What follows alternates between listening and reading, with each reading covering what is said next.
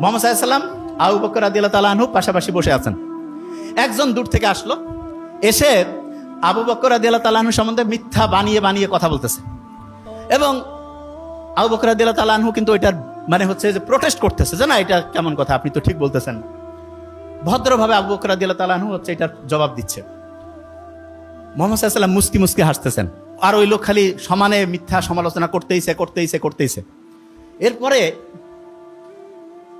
হঠাৎ করে আবু বকর রাদিয়াল্লাহু তাআলা আনহু মানে রাগ হয়ে বলল যে না, এটা হচ্ছে যে মানে তুমি যেটা বলতেছো একদমই ঠিক না। এবং উনি প্রচন্ড রাগ যখন হলেন, তখন মুহাম্মদ সাল্লাল্লাহু আলাইহি ওয়াসাল্লাম একটু মুখটা মলিন করে সেখান থেকে চলে গেলেন।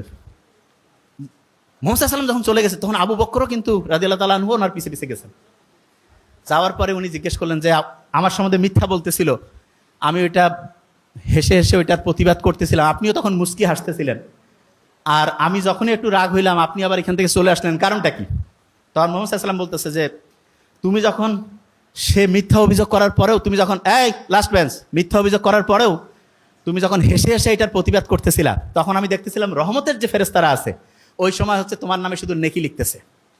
আর তুমি যখনই ও রাগ হয়েছে এই জন্য তুমিও রাগ হইলা, তখন দেখলাম যে রহমতের যে ফেরেশতারা ওইখান থেকে চলে গেল। তা রহমতের ফেরেশতা যখন চলে যায়, আমি রব্বুল আলামিন মানে মুহাম্মদ সাল্লাল্লাহু আলাইহি ওয়াসাল্লাম হয়ে কিভাবে এখানে থেকে আমিও চলে আসলাম।